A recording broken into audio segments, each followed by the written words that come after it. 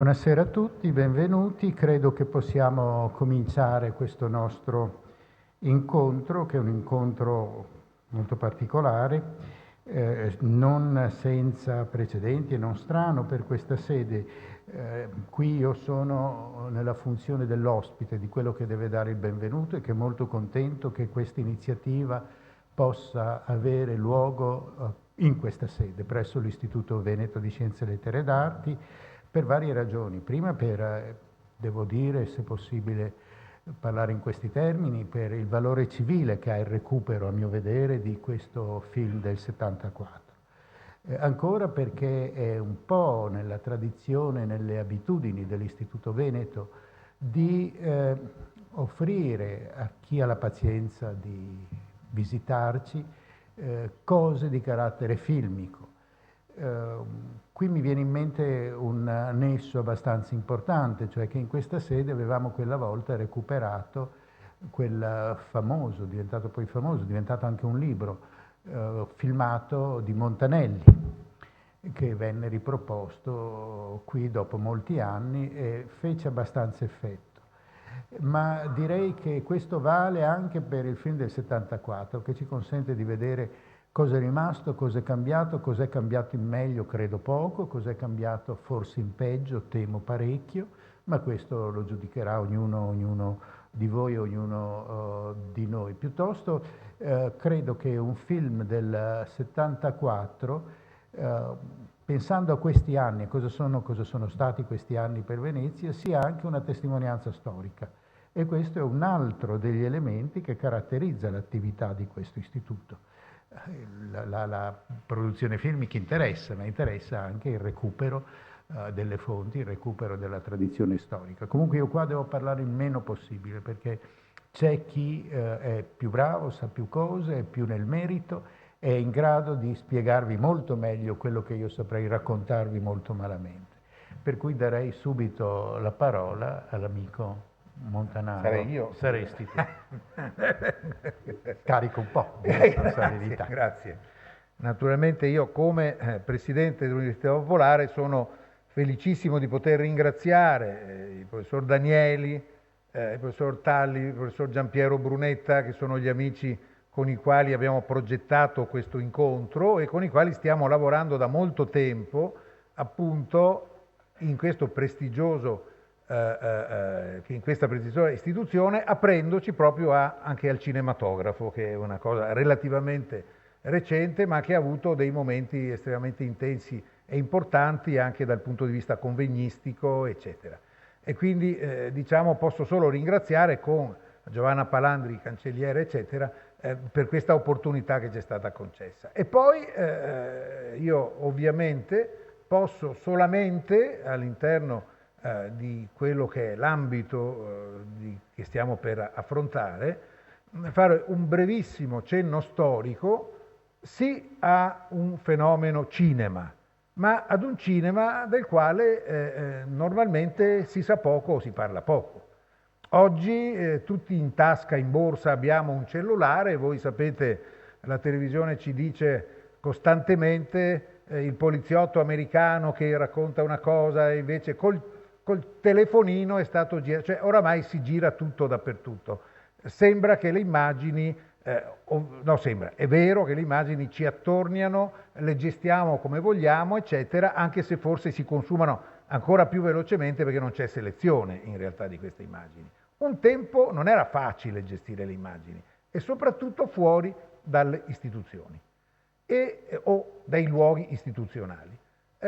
Quindi il fenomeno del cineamatorismo, che a un certo punto, come per altre sigle che sarebbero apparentemente riduttive, è diventato un cinema non professionale più che cineamatoriale, in realtà è un qualcosa che riguardava pochi e selezionati ambiti, patronati, dopolavori o cose di questo tipo, e tanto per cambiare, qua non odiatemi, ma qui ne ho parlato anche troppo e per anni ne ho parlato e devo ancora parlare, e ancora una volta, riferendoci a Venezia, dobbiamo parlare di Francesco Pasinetti. Ma no, non perché io sono colui che parla sempre di Pasinetti, perché Pasinetti in realtà negli anni '20 ha cominciato a istituzionalizzare questa spinta che poi è finita all'epoca del fascismo dentro i GUF, gruppi cinematografici, i gruppi universitari fascisti, che avevano delle specializzazioni non solo nella gestione di cineforum o cose del genere, ma proprio nell'espletamento della funzione di regista. E cosa molto divertente, penso, magari non ci si ragiona, credo che almeno una volta ciascuno di voi ha sentito dire che a Roma c'è una scuola prestigiosa che si chiama Centro Sperimentale di Cinematografia. Questo è proprio l'evocazione di quel periodo, perché quello che facevano questi ragazzi veniva istituzionalmente definito esperimento. Loro facevano sempre dei film sperimentali. Perché? Perché facevano tutto loro. Se lo gestivano loro, lo scrivevano, lo riprendevano, lo giravano, lo montavano, e dentro particolari situazioni, anche alle volte provvisoriamente attraenti, tipo la mostra del cinema, alle prime mostre del cinema che si tenevano all'Eccelsior, credo che lo sappiate, nello Chevù al pomeriggio, nel tardo pomeriggio, invece di fare l'aperitivo, facevano i festival europei dei cineamatori, sempre sulla spinta di questo signor Francesco Pasinetti. Eravamo all'inizio degli anni 30. Poi la cosa ovviamente è andata un po' avanti, alcuni sono passati al professionismo, si parlava prima di Antonio Leonviola, di cui è passato ieri mattina su Rai 1 La ballerina e il buon Dio, diventato professionista, un padovano che come pochi altri poi è entrato nella professionalità. E per arrivare al dopoguerra e ai tempi di Vianello, se no ovviamente vi importuno con troppe chiacchiere, diciamo che del nucleo veneziano della FEDIC, Federazione Italiana Cineclub, e quindi di coloro i quali fuori dalle strutture industriali riuscivano a fare delle opere, non sono molti. C'è Rosa che ha dato una mano a Guido Vianello a fare anche questo film, e pochi altri che hanno superato la fase appunto del, diciamo, sabato-domenica in gruppo con gli amici, la pellicola invertibile in coppia unica, eccetera, eccetera, arrivando a fare anche cose importanti. Guido Vianello è stato uno che ci ha provato a fare un qualcosa che poteva essere considerato addirittura non ardito, qualcosa di più all'epoca, negli anni 70, a girare più o meno in uno standard televisivo.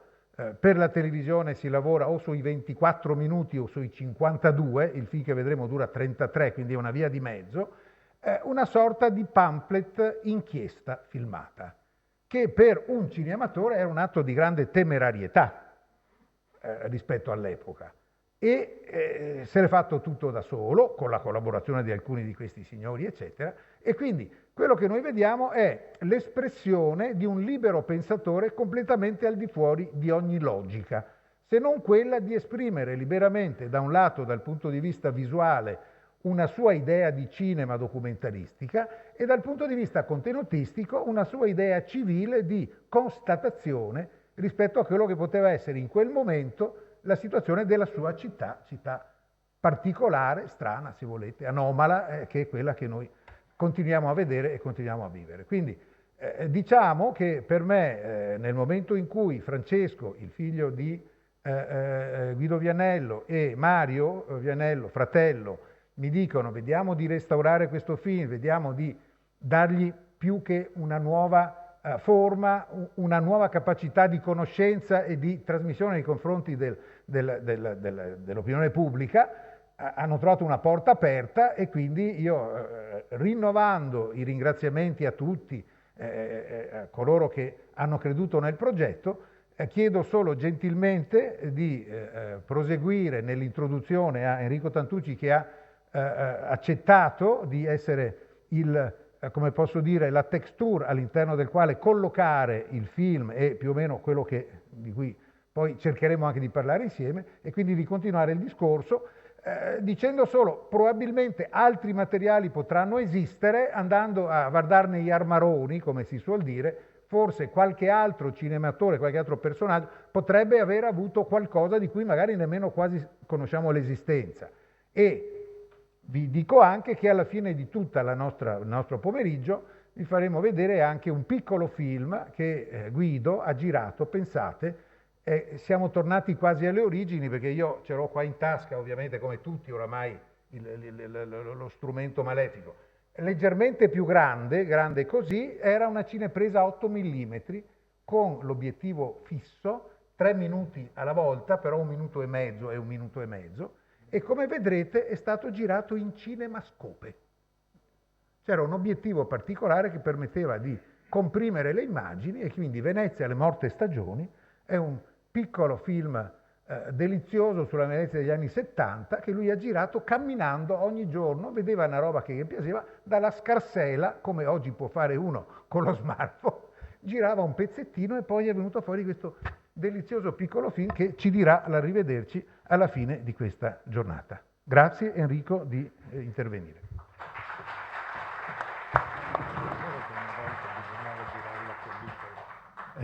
Solo poche parole perché immagino che sarete curiosi e interessati a vedere il film.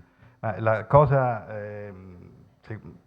non anticipo ovviamente il contenuto e le tematiche che tocca il film, però la cosa secondo me più che fa riflettere maggiormente è che sono appunto passati 40 anni da quando questo film è stato girato e è in qualche modo impressionante vedere come i problemi di Venezia a 40 anni di distanza siano esattamente gli stessi e come il fatto che siano passati 40 anni significa che a questi problemi non è stato dato in questo lasso di tempo alcun tipo di soluzione.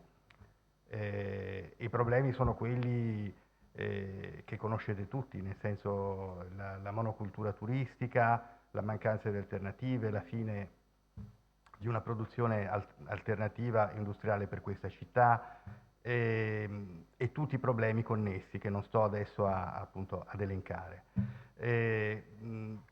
Riportando tutto questo all'oggi, appunto, proprio quello che manca, quello che si avverte di più guardando questo film è proprio questo senso di vuoto, di mancanza, cioè il fatto che non ci sia stata evidentemente nel frattempo una proposta, un'idea di città in sostanza. Se siamo ancora qui a parlare delle stesse cose e aggravate col passare del tempo, cioè i problemi che vengono elencati nei film sono ovviamente moltiplicati e degenerati in qualche misura. Purtroppo, voglio dire, noi siamo adesso senza assolutamente entrare in dinamiche elettorali, nuovi sindaci e cose di questo tipo, però il problema che si pone, che sentiamo, credo in molti, è proprio questo, cioè il fatto che non si veda chiaramente rispetto a questa città che cosa farne in realtà, no? Al di là della presenza del turismo, della sua invadenza e del suo sviluppo.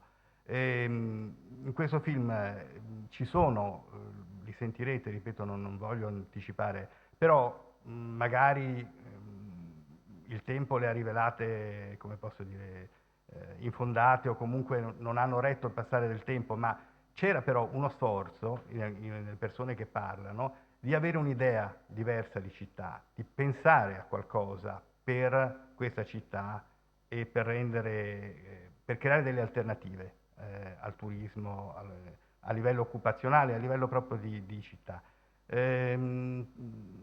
Quello che purtroppo, lo dico in modo non polemico, ma quello che in questo momento, insomma, l'idea di città che noi viviamo ogni giorno, da quelle che sono gli atti e ciò che si verifica, è quella di una città con un grande cartello vendersi oppure affittasi, cioè sembra che in questo momento questa sia l'unica idea di città.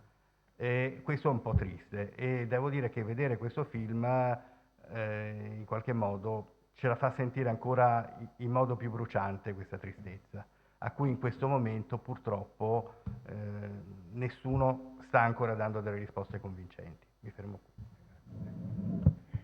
Grazie Enrico. Allora vediamo il film La città 1974.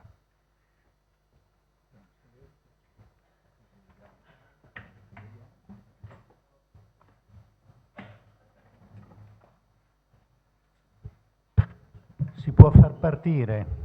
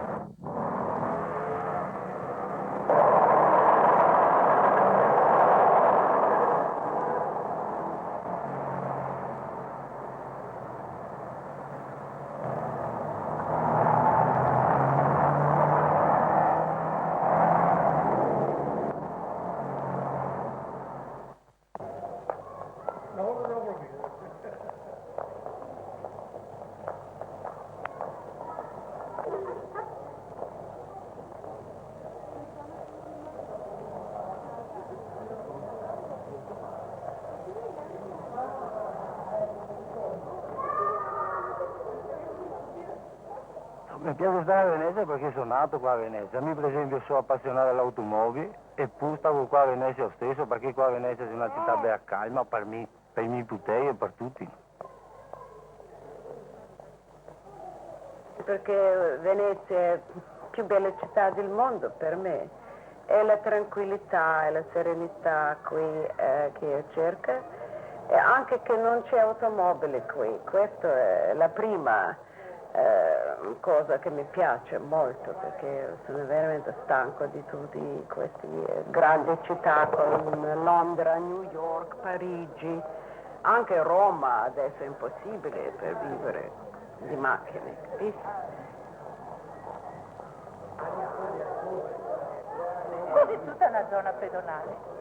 Mi dica quasi che è città che ti va e ti passeggi, ti ciacqui e anche che se questo contatto umano, perché mi hai vicino a casa, è un'amica, perché se ti sta male vieni con aspirina, se ti ha bisogno di un litro di acqua ti lo dà perché il diavolo sarà.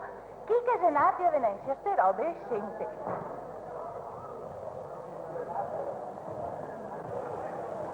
Il girare per Venezia. Il girare per Venezia è un qualche cosa che almeno a me insomma, mi dà una ricchezza, per quel qualche cosa di dentro che viene soddisfatto, insomma, no? E che è inspiegabile, ecco. Strade, calli, campieri, ponti, rii, la bellezza che è, insomma, no?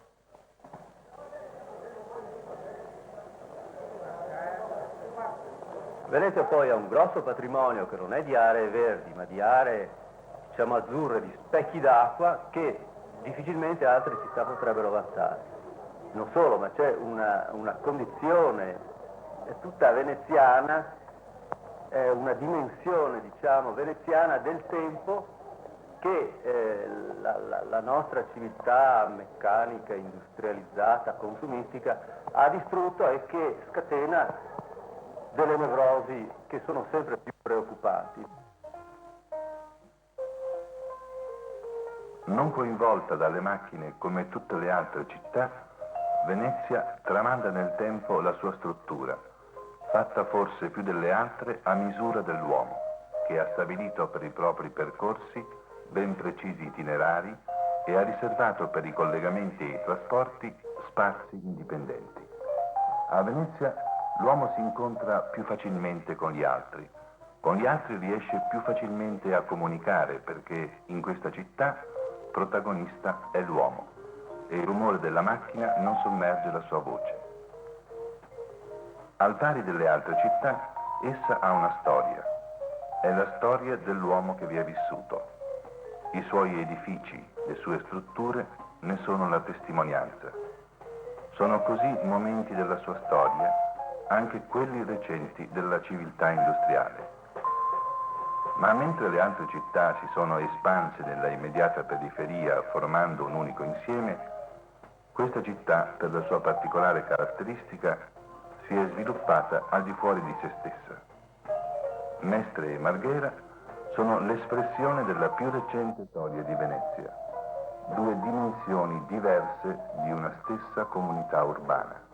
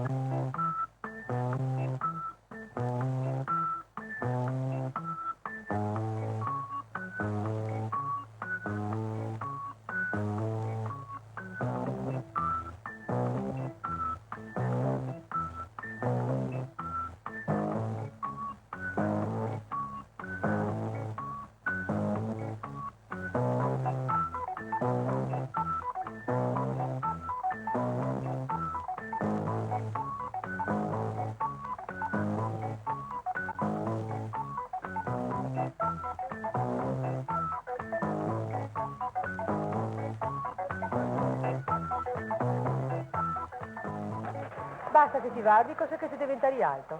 Una volta c'era il mercato dei veneziani vero e proprio, e c'era il suo botteghe, il fruttaiolo vendeva i suoi frutti, il renegari vendeva la sua roba. C'era bello, vede, tutte le sue belle botteghe.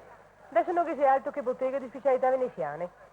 Sacco di intrighi, di stroighi, di stroirici, che dei veneziani non ha proprio niente, perché dopo magari va a finire che si infatti o in Cina o a Hong Kong.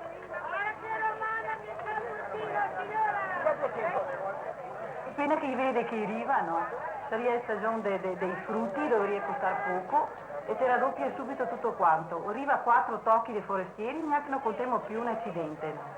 E cosa vuol dire salvare Venezia? Vuol dire chiamargliene di più? Non so mi cosa chi vuol fare ancora tante propagande che vengono aggiunte. Venezia è bella, gente viene lo stesso. Ma c'è bisogno anche che possiamo vivere anche noi altri, no?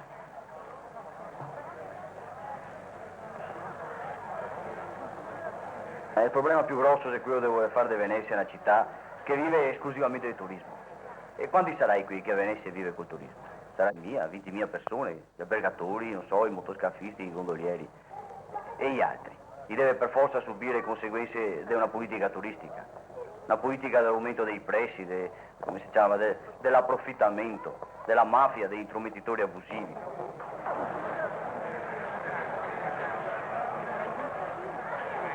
Insomma, un po' per volta il turismo viene a sostituirsi a quella che sia vita della città. Qua a Venezia tutto quello che si fa in funzione dei foresti più che in funzione dei veneziani. Quello che conta sono i foresti. Qua un po' per volta Venezia e i veneziani diventa un baracon da fiera, un autentico baracon da fiera.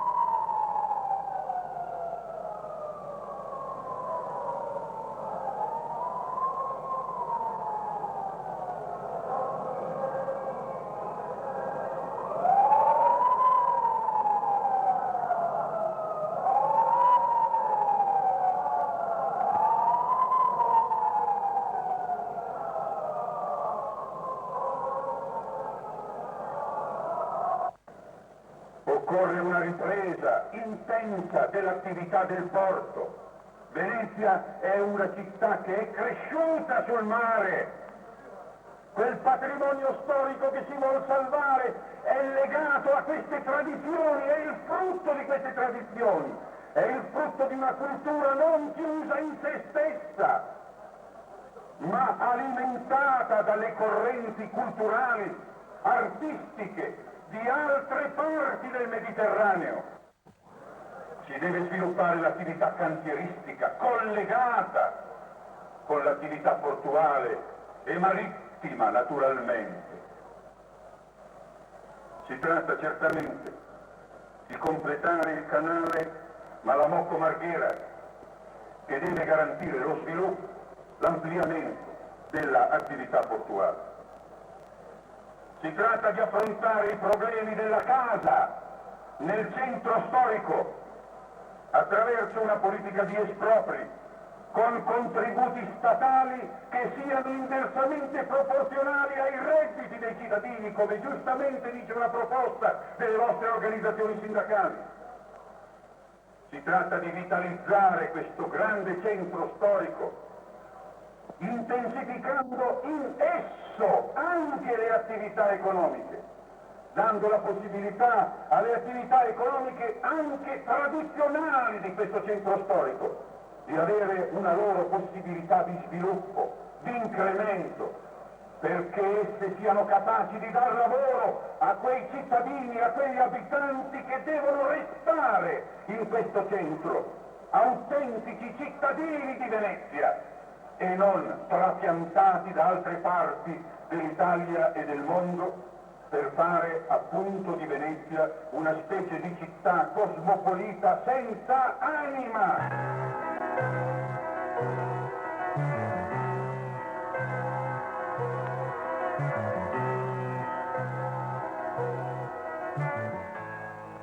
Le statistiche parlano chiaro. Nel 1972 a Venezia insulare i morti sono stati 1612 contro appena 1136 nati. I matrimoni sono stati 1027, ma non è dato di conoscere quante coppie esattamente siano rimaste a Venezia. Un'informazione abbastanza significativa l'ha data uno dei parroci della città. Su 39 coppie che si sono sposate nella parrocchia dei Carmini nel 1972, soltanto 11 sono rimaste a Venezia. Le altre se ne sono andate. Eppure, a Venezia ci sono migliaia di appartamenti vuoti. Conseguenza questa dell'esodo della popolazione che in Venezia insulare è diminuita in 20 anni di oltre 60.000 unità.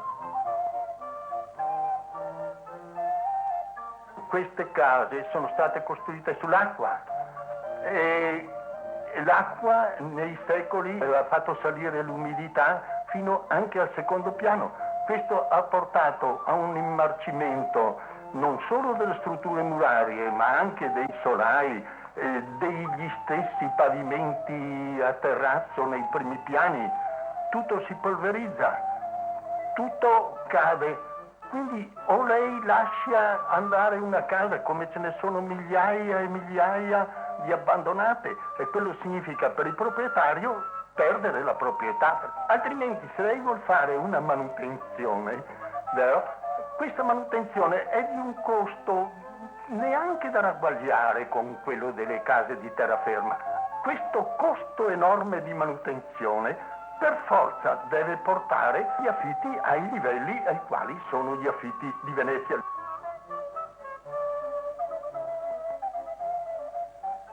Il mio padrone di casa, Zelemian, e fa il padrone di casa del mestiere, cioè non fa niente, quando non ha mai piantato un chiodo, e ora ha centinaia di appartamenti qua a Venezia, e si fa fare i restauri dai inquilini, se no dentro non che puoi vivere, e quando chi ha fatto i restauri cresce presso. Adesso si arriva a Ege per Venezia, che si viene a Morbin, e mi è cresciuto l'affitto di 40.000 franchi al mese, da 60 a 100. Mi ho detto di no, naturalmente, e arriva a sfratto, adesso Venezia è piena di sfratti, e i miracoli di Ege per Venezia. E così, quelli che ha bisogno di stare a Venezia, che lavora a Venezia, gli tocca andare fuori. Ci sono parecchi stranieri e italiani che hanno acquistato appartamenti a Venezia, li hanno restaurati e vi risiedono durante l'estate o la primavera o saltuariamente. C'è chi si allarma per questo, ma non mi sembra che sia il caso di allarmarsi. L'allarme sarebbe dato nel senso che questi accaparrano gli appartamenti, che quindi c'è una concorrenza ai veneziani, che quindi praticamente viene incentivato l'esodo. Non mi sembra. No, Bianca, anche i giornali fanno questa propaganda. Si compra, restaura le case per investire capitali, per furbi. Il mio amico in culo. Non è esatto che i privati vengono a speculare. I privati non acquistano per speculazione, acquistano per un certo prestigio personale, per una certa eleganza dello spirito, perché Venezia è sempre un richiamo di fronte a manifestazioni artistiche, culturali, civili, di civiltà per il mondo. Non vedo io un fatto speculativo.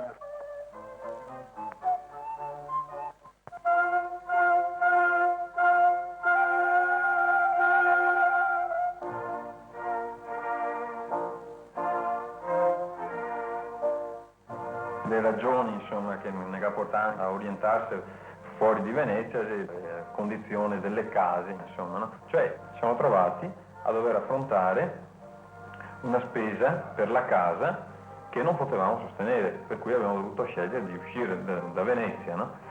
E così ci abbiamo orientato verso Mestre, no? Dove che delle possibilità di trovare delle case a prezzi più accessibili, a prezzi di varie nostre esigenze non ti puoi permettere di spendere un sacco di soldi in più una casa la dovevi mettere in mano, che ti vuole milioni insomma per poterti muovere. Mi dispiace perché mi piacerebbe venire a abitare a Venezia, perché sì, mi piace Venezia, sono degli anni che ne so, perciò. Però nonostante questo insomma capisco la necessità di andare fuori per via delle comodità che fuori si ha e che a Venezia non ti ha.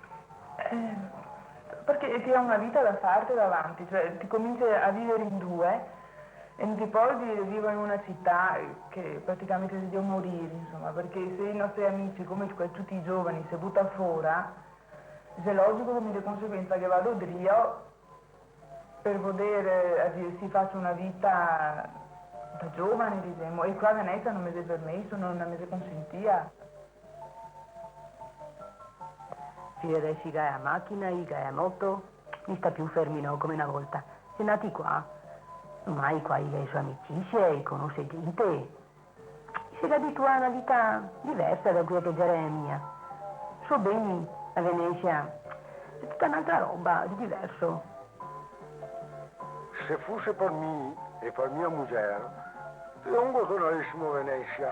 Ma ciao, bisogneria che trovessimo una casa decente e poi anche un affitto, anche diremmo un affitto che se potesse pagarlo. E poi immaginarsi se non torneria, con tutto quel zavaggio che mi tocca fare ogni giorno di andare su e giù con la figlia. Come me che va a lavorare fuori a Venezia, siamo in 5.000 per so poco. Invece, quelli che viene a lavorare qua ogni giorno, sono tanti di più. Io non ho le cifre precise, chi dice 15.000, chi dice 20.000. In gran parte veneziani che se andai a star fuori per via della casa, pensa a quanti schei che Venezia perde. E dopo sti schei qua, che cavolo si chi fa? Ciapa. E a grana si porta a casa. Questa grana non viene spesa qua a Venezia. A un certo punto questo è un detrarre sostanze, un detrarre denaro dalla città dove si sta a guadagnare.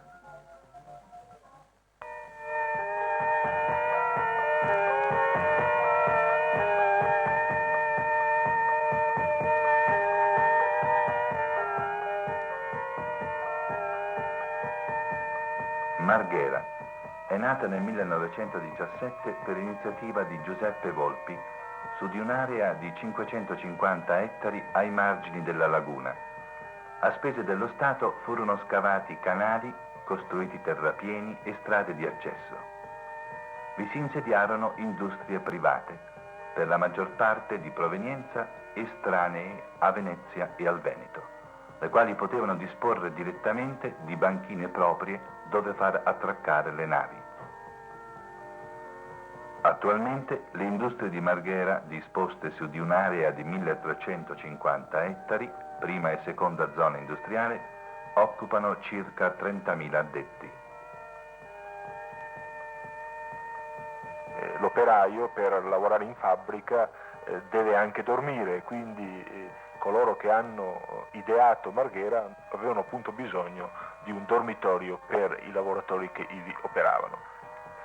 Questo significa che si è dato spazio enorme alla speculazione edilizia anziché dare spazio a quelle che erano e dovevano essere le esigenze umane.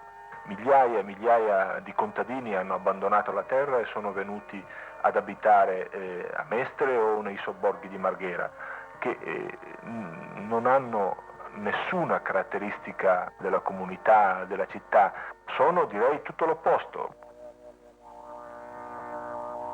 Le società che operano a Marghera, almeno quelle che contano di più, non hanno la sede legale a Venezia. Ce l'hanno magari in Foro Bonaparte, a Milano, a Roma, a Zurigo, Torino, perché il capitale che ha finanziato Marghera non è un capitale veneziano, ma addirittura internazionale. Questo significa che le decisioni per quanto riguarda gli investimenti, l'occupazione, il destino di Marghera vengono da fuori Marghera, addirittura dall'estero. Un colonialismo industriale vero e proprio. La vita in fabbrica, qui penso che sia sì, in tutte le fabbriche, salvo che qua viviamo in mezzo a una nuvoletta bella rosa, marroncin, ho detto una saette, verdoine di tutti i colori, e dentro l'aria viviamo in mezzo, se può dire, no? Respirando questi buoni odori, questi buoni profumi, sti gas, sti fumi che viene da tutte le parti.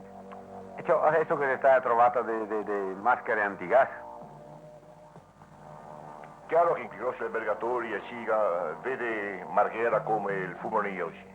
Loro però il fumo lo vedono caratterizzato da manifestazioni, scioperi che dà altamente fastidio. Per cui a sbaraccare Marghera fa parte di una linea ben precisa, una strategia molto chiara, molto semplice. Dire al mondo che i fumi di Marghera tende a inquinare marmi, monumenti e paesi caratteristiche della città. Ma che se un fatto semplice, che i venti, tirando dal mare, tende a portare sempre verso la terraferma. Non è il centro storico che soffre essenzialmente degli inquinamenti industriali, perché il centro storico è inquinato essenzialmente da scorie urbane. Per quei 20 giorni in cui c'è il Garbin, allora ne risente anche il centro storico degli inquinamenti industriali. Ma complessivamente i livelli di inquinamento atmosferico del centro storico come medie annue sono tra i più bassi che ci siano, il che non vuol dire che Porto Marghera non sia gravissimamente inquinante, ma lo è non per il centro storico veneziano, ma per l'area degli abitanti attorno alla zona industriale.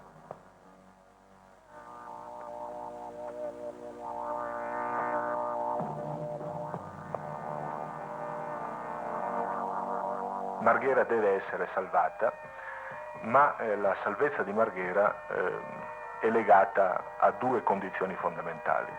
Innanzitutto bisogna operare una drastica riduzione degli inquinamenti esistenti a Marghera come condizione essenziale della sua sopravvivenza e quindi della compatibilità tra Marghera e l'uomo. Oltre a questo bisogna risolvere i problemi che sono legati al suo rinnovamento. Certo che però risanare Marghera, evitare gli inquinamenti costa, è un problema di soldi, un problema di profitto e quindi su questa questione va affrontato il discorso. Noi pensiamo che sia possibile un risanamento di Marghera compatibile con Venezia, perché nel momento in cui si realizza una fabbrica compatibile con l'uomo, si realizza una Marghera compatibile con Venezia.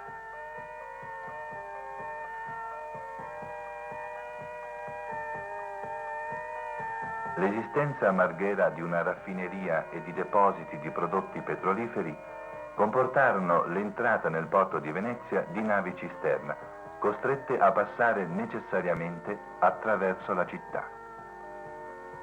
Alcuni incidenti, peraltro senza conseguenze, avevano consigliato da tempo di riutilizzare l'imboccatura del porto di Malamocco, attraverso il quale le navi potessero raggiungere direttamente Marghera. I materiali estratti dalle draghe vennero impiegati per interrare una vasta zona barenosa della laguna col preciso scopo di formare delle aree per ampliare il porto industriale e commerciale di Marghera.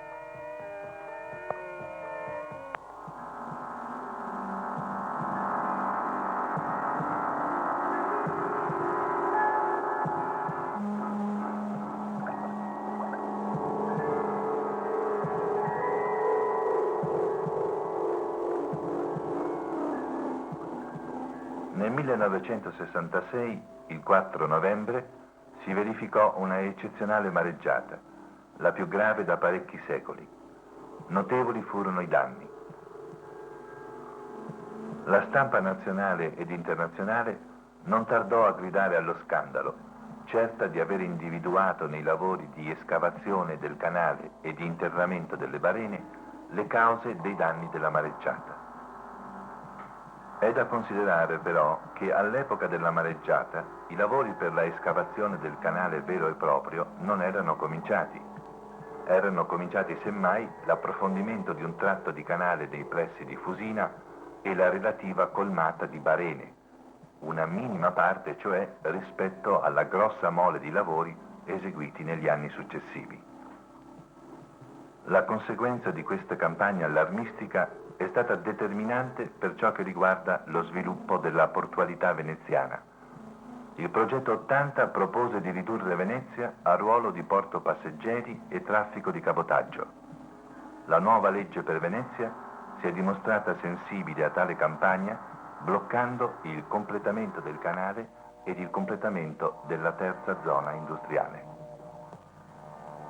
È chiaro che c'era un gruppo dirigente della Montedison ben qualificato che anziché affrontare, diciamo così, la compatibilità di Marghera con Venezia, preferiva fare il salto radicale e quindi realizzare un'altra Marghera alle foci del Po. Cioè, questo è l'obiettivo preciso che si legava a una serie di interessi anche politici, economici, eccetera, delle zone, diciamo così, a cavallo del Po. C'è stata una serie di forzature, per esempio la realizzazione dell'autostrada Rovigo-Vicenza-Trento, un'autostrada assolutamente inutile, è la cosiddetta PIRU-B. Dal momento che Rovigo è già collegato a Vicenza, è già collegato a Trento da altre autostrade. Questa autostrada non può essere creata altro che in funzione di questo nuovo porto industriale, che costerà alcune centinaia di miliardi di spese dello Stato. Porto che verrebbe chiamato Venezia Sud in omaggio a Venezia e per salvare Venezia. Il porto è Marghera che dà lavoro a una gran massa di gente, da Venezia, Mestre, i dintorni di Marghera e altre parti. Ora, se dovesse verificare ipotesi dello spostamento del porto altrove, cosa succederia? Succederia che almeno 40-45 mila posti di lavoro venirebbero messi in pericolo.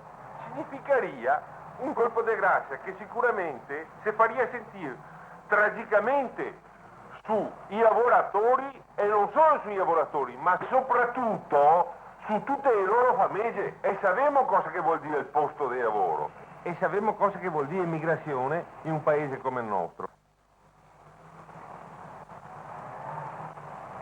Una parte notevole della responsabilità della soluzione del problema di Venezia spetta oggi alla Regione e questo sarebbe stato un aspetto estremamente positivo, però bisogna fare anche i conti con la realtà politica. La Regione è detenuta dal punto di vista del potere da un certo tipo di maggioranza che fa capo alle forze democristiane locali più moderate, che tendono alla creazione di un porto industriale che sarebbe in grandissima parte sostitutivo del porto di Venezia, da creare alle foci del Po.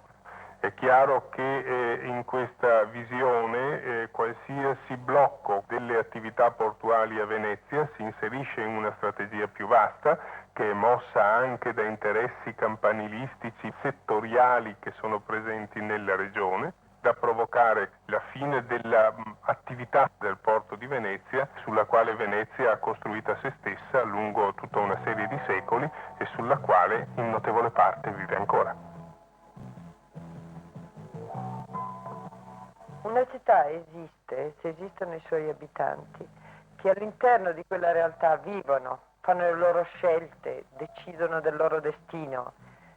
Quando una città è vuotata da questa realtà umana, una città non è più niente. Cosa resta della città? Restano le pietre, le larve, delle larve anche bellissime che restaurate diventano splendidi musei che si possono proporre ai visitatori di tutto il mondo. E questa è l'unica soluzione che la nostra civiltà riesce a dare al problema di questa città. In questo modo questa nostra civiltà in fondo si rivela per quella che è in realtà, cioè si può chiamare civiltà? No, è la negazione di se stessa, si potrebbe dire una decivilizzazione. Perché? Perché distrugge una comunità urbana, cioè distrugge in fondo l'essenza stessa della città.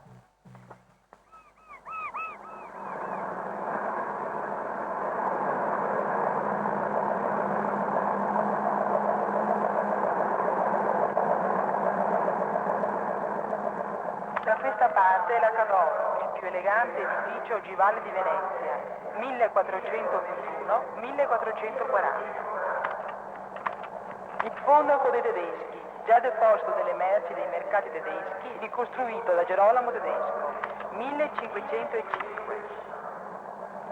Il ponte di Rialto, lungo 48 metri e largo 22, dovuto ad Antonio da Ponte, 1592. I palazzi che fiancheggiano il Canal Grande sono complessivamente 200. sono le antiche residenze della nobiltà veneziana. Come loro possono osservare, questi palazzi sono stati completamente restaurati e riportati alla loro primitiva bellezza. Tutta Venezia è stata completamente restaurata e riportata a nuova vita e al suo antico splendore grazie ai generosi contributi, alla volontà e all'alto senso di cultura dello Stato italiano e di tutte le nazioni civili del mondo. E all'alto senso di cultura dello Stato italiano e di tutte le nazioni civili del mondo.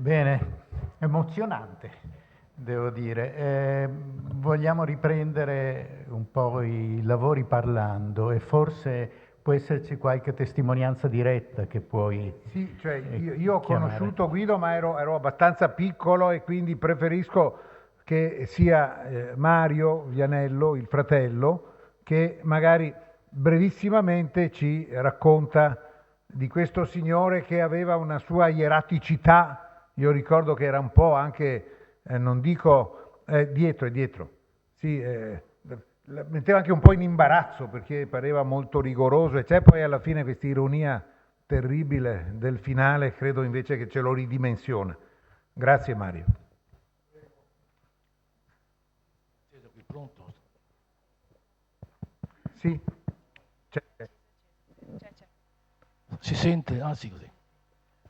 Beh, io intanto cominciamo col dire che mio fratello era più vecchio di me di 2 anni e se io oggi ne ho 87 vorrei dire che oggi ne avrebbe, il poveretto, 89 e quindi è morto molto presto e con la bravura che ha dimostrato in questo filmato che avete visto, oggi sarebbe stato probabilmente una storia diversa di forse un grande e importante regista, perché il testo sia filmico che dal punto di vista del parlato condensa la problematica di Venezia in modo talmente sintetico e talmente rilevante che oggi si potrebbe dire, se lo facciamo adesso, più o meno la stessa cosa, salvo alcune pulizie, la pulizia di alcuni palazzi.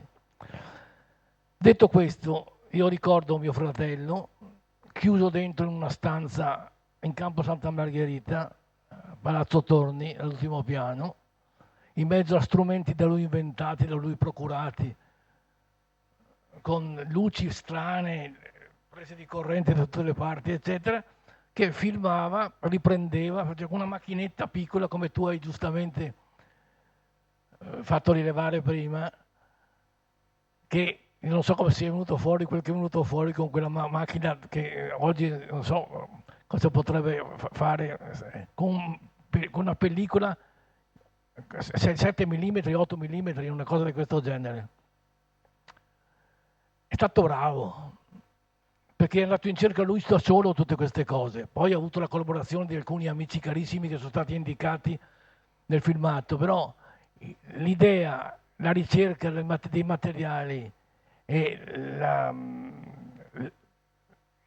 l'approfondimento della situazione che veniva per quel momento lì era cominciata a essere contestata, perché è nel 74, nel 75 che comincia a approfondirsi il problema, con alcuni dibattiti e anche confronti abbastanza feroci.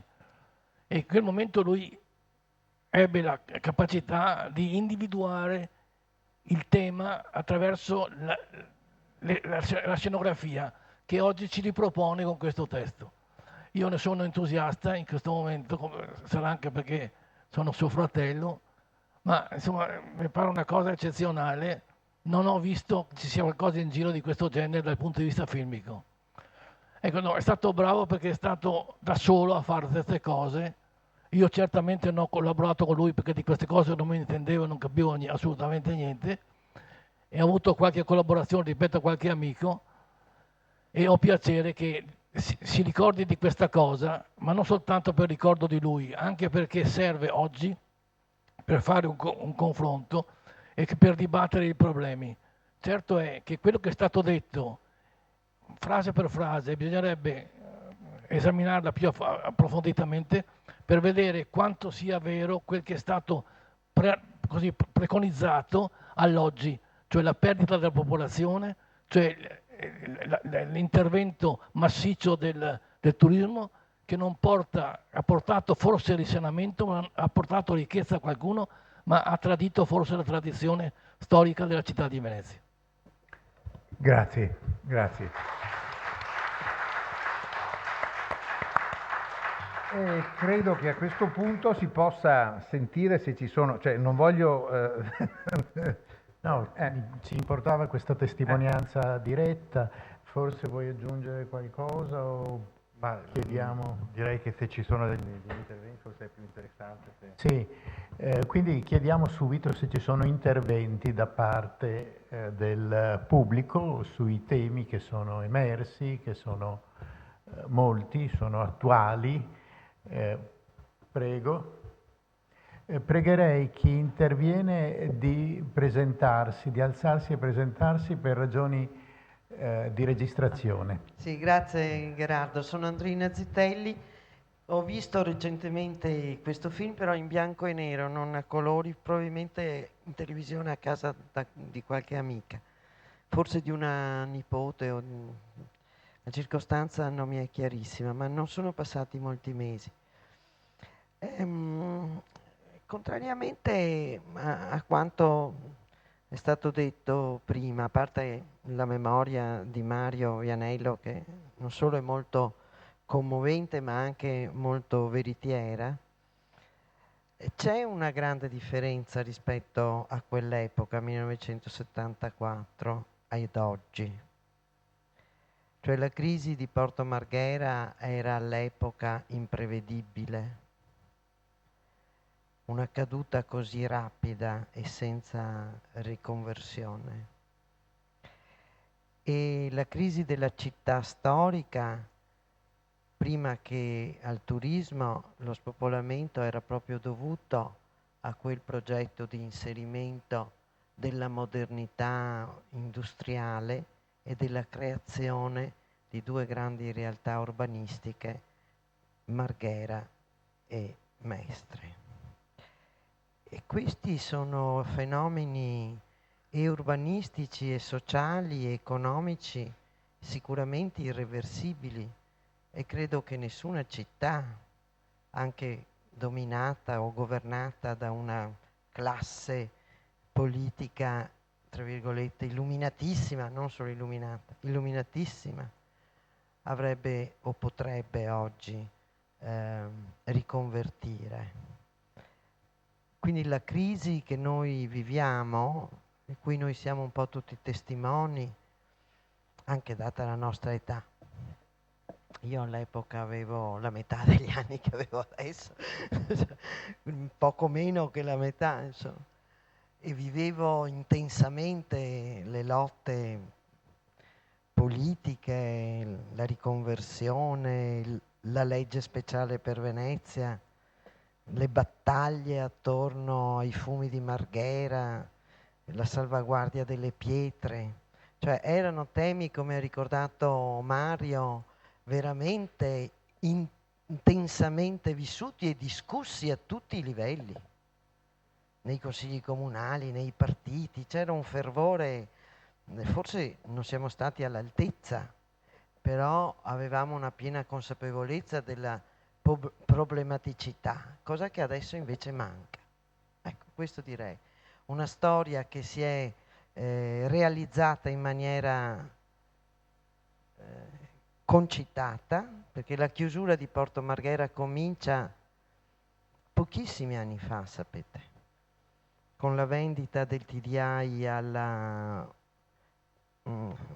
dalla Chemicals, una grande industria americana che decide la chiusura, e da lì chiude poi tutta la catena del cosiddetto del cloro. Ed è un atto recente, databile tra il 2003 e il 2005, quindi solo 10 anni fa. E oggi siamo di fronte alla crisi di tutta la grande chimica che si era insediata, resta pochissimo. La raffineria di cui si parlava è già chiusa praticamente, una piccola parte è riconvertita a produzioni verdi cosiddette, e il noleggio di altri pochi mesi per far fronte ad una esigenza della Shell. Ma le imprese italiane sono tutte via, sono tutte sparite. Ecco, e il turismo è quello che rimane, e questo sarà forse l'unico tema che sapremo o dovremmo affrontare prima che effettivamente anche questo poi collassi in qualche maniera su se stesso, perché noi non possiamo pensare che lo spazio di questa città è nel tempo illimitato. Prima o poi la città collassa, già adesso i sistemi estivi ci dicono che non possiamo viaggiare, ma anche i turisti stessi credo siano infelicissimi. Grazie. Bene.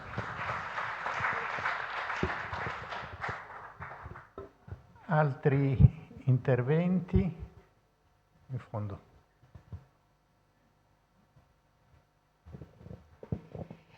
Io sono Lidia Fersuoc e sono stata un'allieva di Vladimiro Dorigo e ne ho riconosciuto la voce e le posizioni. Noi abbiamo avuto sempre idee diversissime, ma nonostante questo siamo riusciti ad andare d'accordo e a lavorare per tanti anni insieme.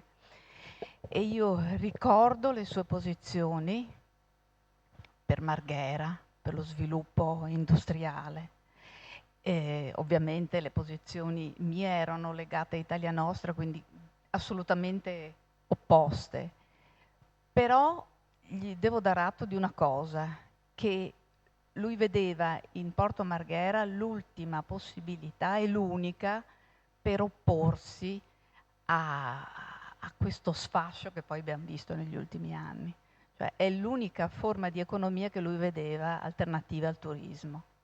È un'economia che poi ha fallito completamente e ora siamo nella situazione in cui siamo. Non c'è un'altra idea di sviluppo cosiddetto, di città, come dicevi Enrico. Però ci si può anche chiedere una cosa: se veramente in questi anni non c'è stata un'idea di città, o se l'idea che c'è stata è stata un'idea fallimentare, e cioè, secondo alcuni vedono che c'è stata proprio un indirizzare tutta Venezia verso un unico precipizio, e cioè lasciarla in mano ai privati, svenderla e darla in mano agli speculatori. E purtroppo io credo che le amministrazioni degli ultimi 20 anni questo abbiano fatto. E non solo però, non ci sono solo i privati che hanno portato Venezia allo sfascio. Pensiamo al Fondaco dei tedeschi, per esempio, e al restauro che lo devasterà per farne un grande centro commerciale del lusso. Ma c'è anche lo Stato, perché se pensiamo alla Cassa Depositi e Prestiti e a quello che sta per fare a Venezia, gli investimenti che sta per fare, la Cassa Depositi e Prestiti ha comprato moltissimi immobili, per esempio Sant'Angelo delle Polveri, un'altra isola, San Giacomo in Paludo, poi il complesso delle carceri di San Severo, e la Cassa Depositi e Prestiti si è alleata con un grande investitore che è il Roccoforte Hotel. Quindi praticamente tutta Venezia è indirizzata solo verso quel tipo di economia. E aspetteremo le prossime elezioni, i prossimi amministratori che abbiano qualche idea. Io non ne vedo all'orizzonte per ora. Grazie. Non c'è molto ottimismo in giro, mi pare. Ci sono altri interventi, altre proposte, altre richieste? Prego.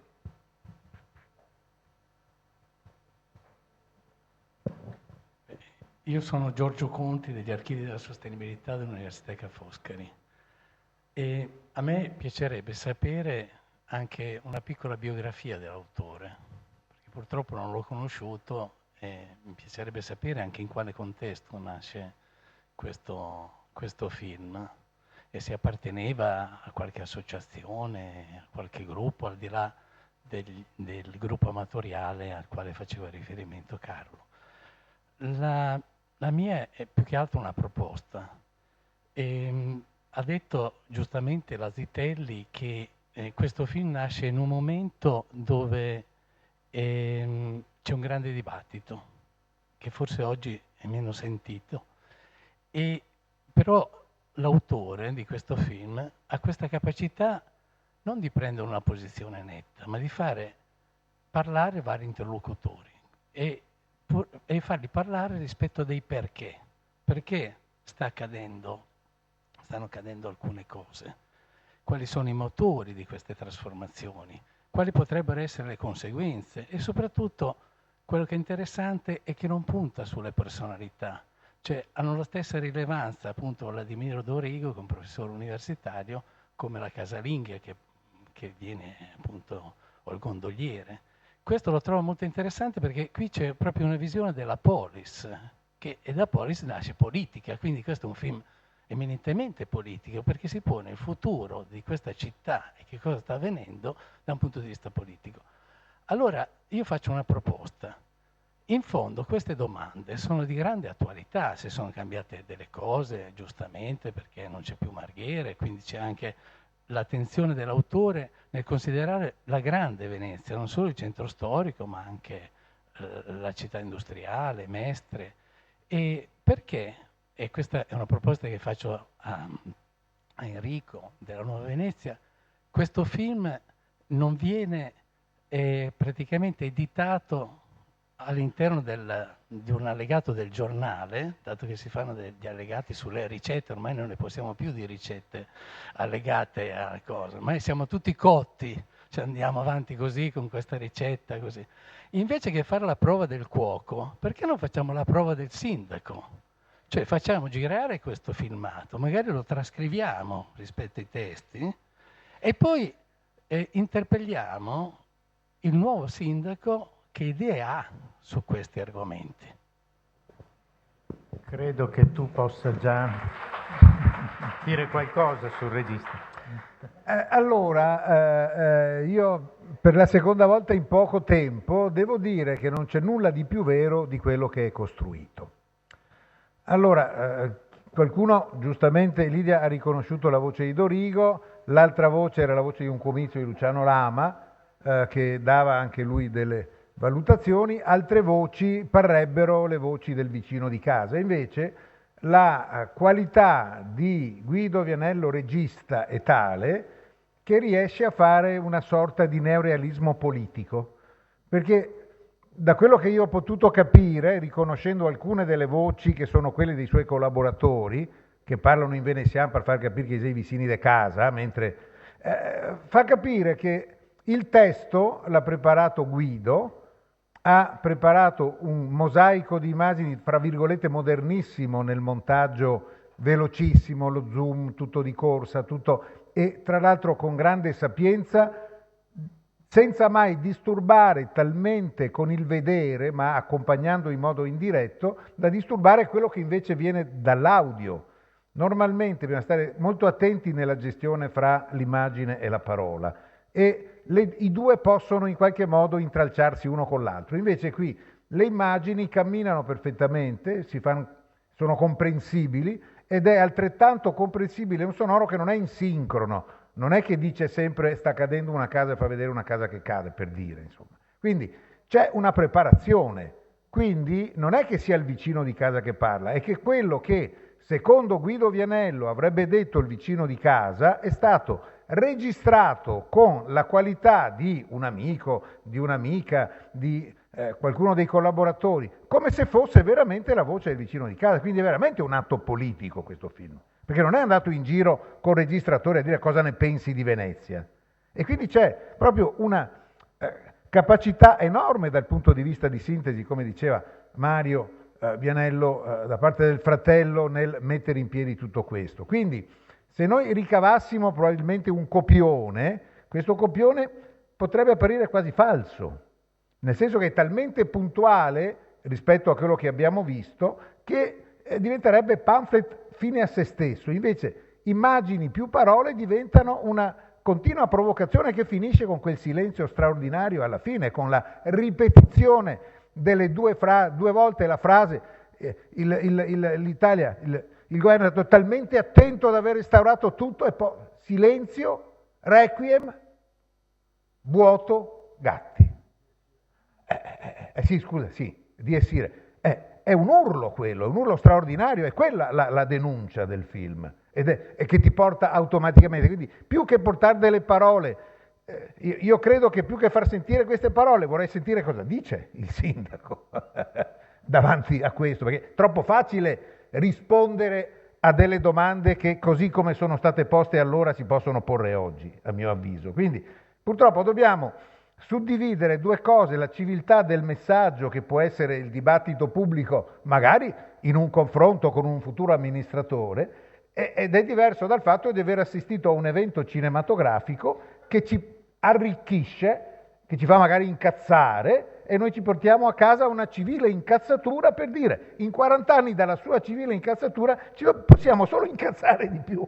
Questo è un po', chiedo scusa per la ripetizione della parola un po' forte, però forse è questo il messaggio che viene fuori da questo film. Quindi sono assolutamente d'accordo con i due interventi che in qualche modo puntualizzano, anche perché appunto 40 anni non sono passati per nulla. Però io continuo a pensare che, come diceva Mario, probabilmente, e qua una brevissima informativa, ma Guido Vianello era l'impiegato frustrato, che faceva bene il suo lavoro di amministrativo, e poi il sabato, la domenica, di notte, di giorno, quando poteva, con Andrea Pagnacco, che oggi è ripartito per Basilea, Rosa, Castellani, che lavorava alle assicurazioni generali, eccetera, facevano i cineamatori, i non professionali. Però è tutta gente che piano piano ha imparato sempre di più, hanno cominciato a vincere festival, a diventare anche professionalmente attendibili, salvo Vianello, che è morto troppo giovane. Ma il problema è proprio quello che ancora oggi si continua a fare. Per quello dico, può darsi che sia un Armaron in qualche casa di Venezia che ha un altro film, o qualcuno che oggi sta facendo qualcosa di importante, perché oggi è molto più semplice rispetto ad allora girare con la telecamera o addirittura con lo smartphone e costruire qualcosa. Ma proprio è la facilità con cui oggi si può fare che non permette la qualità, e quindi 40 anni dopo di dire questo è stato fatto, pensato, è ancora valido. proprio perché la facilità normalmente porta, come mi sono permesso di dire prima, a fare talmente tante cose che si elidono una con l'altra. E questo anche con la televisione. Di tutte le serate che voi passate a vedere le 12.000 trasmissioni di talk show dove gli stessi politici continuano a dirsi le stesse cose, cosa ci resta? Fra poco spacchiamo il televisore. Torneremo forse al cinema, fra poco non è possibile, tutte le sere Salvini, tutte le sere, sono sempre gli stessi, insomma, no? Non capiscono quelli che gestiscono l'informazione che un po' alla volta si crea un indotto tale che imploderà molto prima di Venezia, spero, insomma. Chiedo scusa dell'intervento. Questo è un punto d'ottimismo che emerge sui tempi. Forse vuoi aggiungere qualcosa rispetto? Solo brevemente due cose adesso che il film è stato visto, no? Secondo me ci sono due spunti che io trovo modernissimi, diciamo, nel senso proprio ricollegati all'attualità. Cioè nel film si parla con molta chiarezza del problema della casa, si sottolinea addirittura, ne parla l'AMA dove dice l'esproprio delle case e comunque anche la difficoltà, le case vuote. Ecco, pensiamo solamente al programma dell'amministrazione precedente, quella prima del commissario, che aveva previsto la costruzione di 5.000 nuove case popolari. Non sono state costruite neanche 500, neanche 50. Per cui il problema della casa è un problema che in 40 anni continua a essere lì e non è stato minimamente affrontato, aspetta sempre un amministratore che lo voglia affrontare. E l'altra cosa, anche questa molto interessante, lì si parlava anche dei pendolari, cioè e di chi è costretto a lasciare Venezia perché vorrebbe restarci ma non se lo può permettere e quindi perché non si può permettere la casa, perché non si può permettere i costi ed è costretto ad andare a Mestre e magari tornare facendo su e giù. Ecco, la cosa che in questi 40 anni si è proprio dilatata enormemente, ed è uno dei problemi dell'esodo, è la sparizione della classe media, cioè oggi a Venezia vivono i benestanti, gli ultra benestanti italiani o stranieri e chi ha magari un livello anche molto basso ma rientra nelle fasce di tutela dell'alloggio comunale, della casa popolare, quindi può permettersi comunque, perché ha quei costi, di vivere. Chi ha uno stipendio, l'impiegato, l'insegnante, chi ha uno stipendio fisso non se lo può più permettere, ed è proprio questa, la sparizione di questa fascia di popolazione, quella che si risente maggiormente ai fini della vivibilità della città, secondo me. Bene, grazie.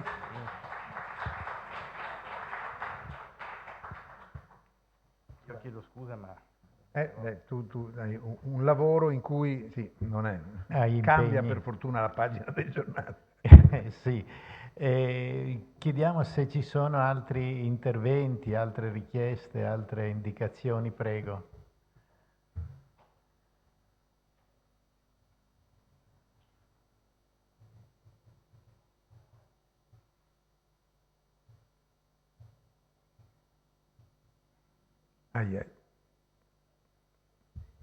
Batteria scarica.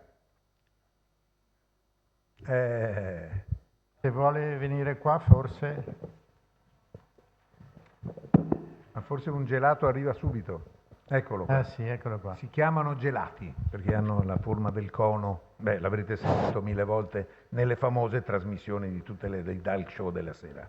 Io sono Luciano Mazzolin, sono dell'Associazione Ambiente Venezia e ho lavorato anche con Medicina Democratica, sempre di Venezia. Sono un ex lavoratore anche del petrolchimico di Porto Marghera, per cui conosco abbastanza bene, abbiamo vissuto, sono entrato dal 74 al 2004, ho lavorato all'interno dell'area industriale di Porto Marghera. E questo film è bellissimo perché ha in pochissimo tempo evidenziato tutte le problematiche che continuano ad esserci ancora oggi.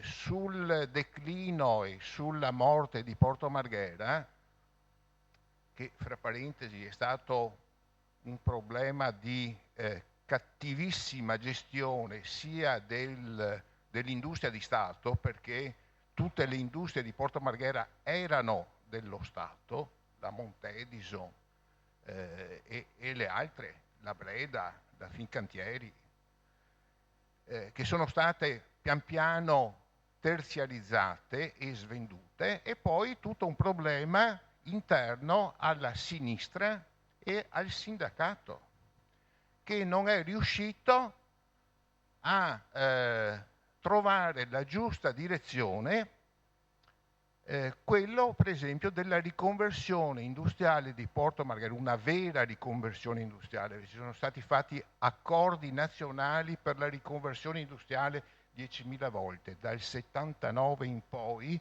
ci sono stati accordi siglati a livello nazionale per le riconversioni industriali dei cicli produttivi che erano tossici e facevano morire migliaia di persone. Il processo petrolchimico lo ha dimostrato, e io sono uno di quelli, insieme con altri lavoratori, che ha denunciato queste cose, per cui abbiamo lottato dall'interno, e il sindacato naturalmente era contro di noi, e si sentivano l'intervento di Lama dentro questo filmato è il classico ragionamento del sindacalista. Se andate a intervistare un sindacalista, i sopravvissuti dell'area industriale dicono le stesse, uguali, identiche cose. Per cui, diciamo, su questo sarebbe da indagare sulla storia della decadenza di Porto Marghera e di tutti i problemi che ci troviamo ancora oggi, perché Porto Marghera è un bubbone enorme. Il problema delle bonifiche, non solo di Porto Marghera, ma della laguna e di tutte quante le ex discariche, sono un problema per tutta, diciamo, la cittadinanza e per le casse dello Stato. Altro problema è il discorso della casa. È stato evidenziato anche prima da Tantucci, il problema c'è, rimane e diventa sempre più drammatico.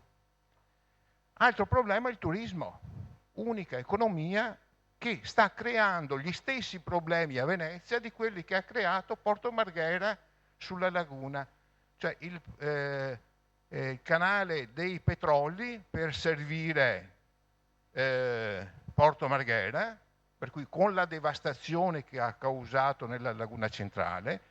Oggi il problema del crocierismo, della costruzione del canale Contorta per distruggere, per portare ancora le navi in marittima e per distruggere il resto della laguna di Venezia. Per cui la problematica di che tipo di la gestione del turismo, che tipo di turismo vogliamo, ma non solo, ma anche di che tipo di città e territorio vogliamo.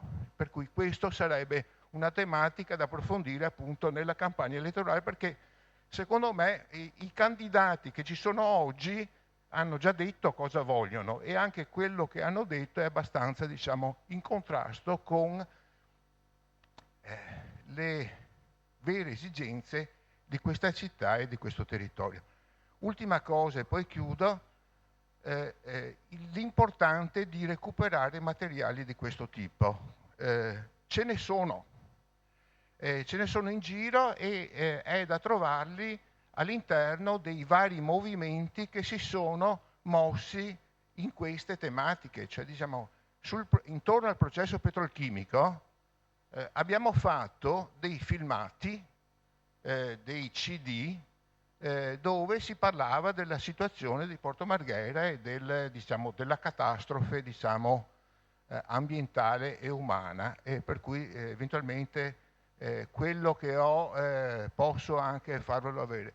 Ma non solo, anche sui problemi ambientali di Venezia, sul discorso del Mose e sul discorso delle grandi navi, abbiamo prodotto più di un filmato che parla di questi problemi, per cui come abbiamo fatto noi una decina di filmati che potrebbero essere utili a futura memoria per le prossime generazioni, sicuramente anche per esempio all'interno dei vari movimenti per la lotta per la casa sicuramente ci sono dei materiali documentali, non solo cartacei ma forse anche filmati, che potrebbero essere utili. Per cui queste sono cose che eventualmente Mi pare che presso l'Iveser o altri posti c'è una raccolta, diciamo, notevole di materiali documentali cartacei, ma hanno incominciato a tirar su anche filmati, per cui comunque c'è la possibilità di recuperare altro materiale. Grazie. L'Iveser lo conosco bene, sono anche socio, quindi questa è una buona notizia eventualmente per altre situazioni. Però dietro il nostro retrogusto in realtà però è anche dedicato a un regista. Non c'è dubbio. Ecco, non so se ci sono altri interventi, non volevo rubarti la parola. No, anzi, ci manca altro. Chiedo invece appunto se ci sono altri interventi o se non ci sono passiamo al retrogusto. E passiamo a questo. Ecco, il retrogusto perché? Perché è interessante, importante capire che questo signore che aveva per hobby raccontare per immagini, che ha fatto che ha avuto la capacità di sintetizzare tutte le cose belle che abbiamo detto fino adesso, in realtà poi proprio la qualità formale anche del filmato, del montaggio, delle inquadrature, eccetera, può essere esaltata proprio da questo piccolo film girato con sta macchinetta che teneva in tasca col cinemascope e che è stato, tra l'altro, sono contento che Andrina Zitelli ha detto che aveva già visto il film e l'aveva visto in una situazione più d'emergenza, perché grazie proprio a Mario Vianello i filmati sono stati recuperati dalla Cineteca del Friuli, non dalla Cineteca di Bologna, perché non è l'unica che restaura i film, ci sono altri che restaurano i film, e passati alla Cineteca del Friuli, che ha fatto un buon lavoro a quanto pare, perché le immagini non sono ritornate nuove, perché le copie, ripeto, per i cineamatori sono uniche, e nel momento in cui si prova a fare delle copie ulteriori decade anche la qualità, però mi pare che si veda sufficientemente bene. Quindi io, ringraziando tutti, cominciando dall'ospite che dice di essere ospite, dall'istituto e quant'altro, e di voi di essere presenti, dico, finiamo con Venezia, le morte stagioni, un film, fra virgolette, contemplativo di Guido Vianello. Grazie a tutti. Possiamo farlo partire.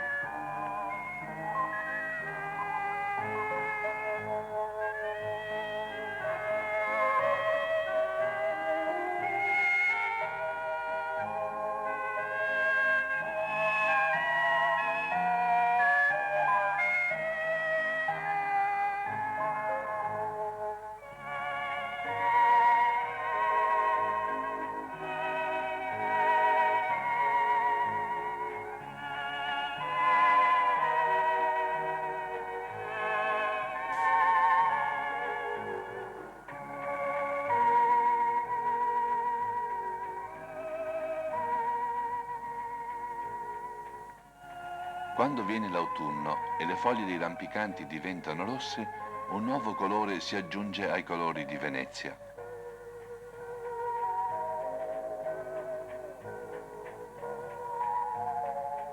Foglia dopo foglia mutano aspetto le bianche pietre dei palazzi, le finestre, gli angusti giardini e i più remoti e meno conosciuti angoli della città.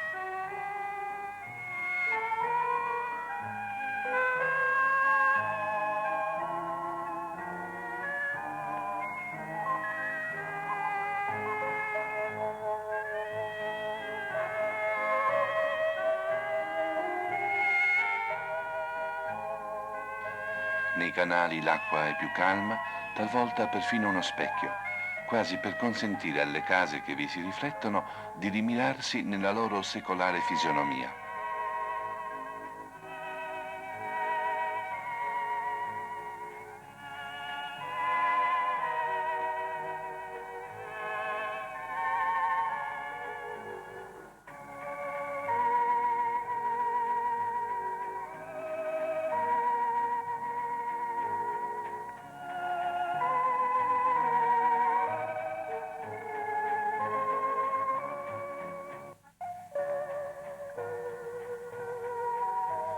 Le giornate sono limpide e piene di sole, i cui raggi, ormai molto obliqui, allungano le ombre e rendono più suggestivi i riflessi dell'acqua che gioca col sole sui vecchi portali delle case e sotto l'arco dei ponti.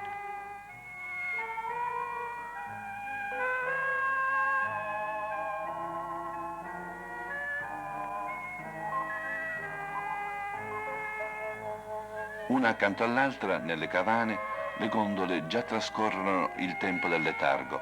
Poche ormai sono quelle che accompagnano i forestieri per i canali della città.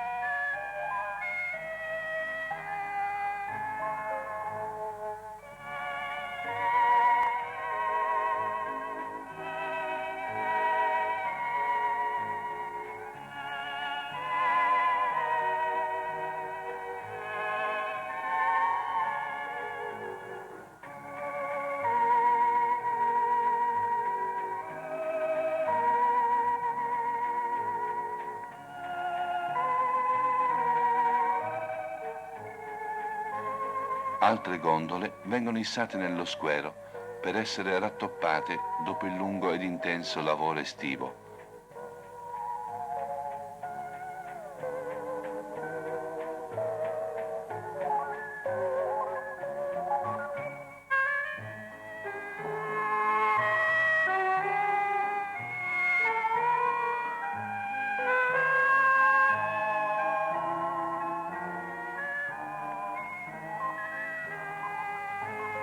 Per le strade i bambini vanno a godere le belle giornate di sole della stagione che sta per finire, mentre l'invitante odore dei marroni arrostiti si fa sentire nell'aria e stuzzica la gola dei passanti.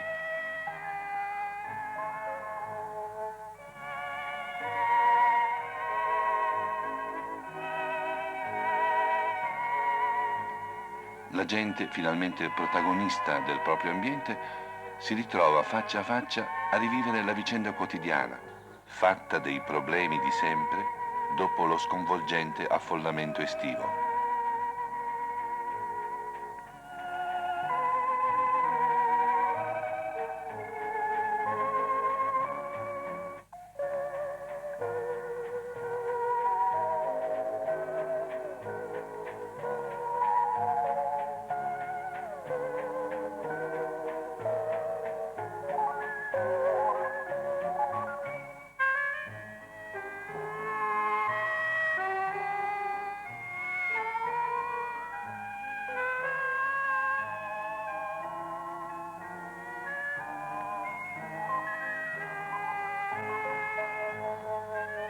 Poi un giorno, un vento di bora soffia violento e accumula dense nubi piene di pioggia che fa scendere d'improvviso la temperatura. I camini allora, ad uno, riprendono a fumare.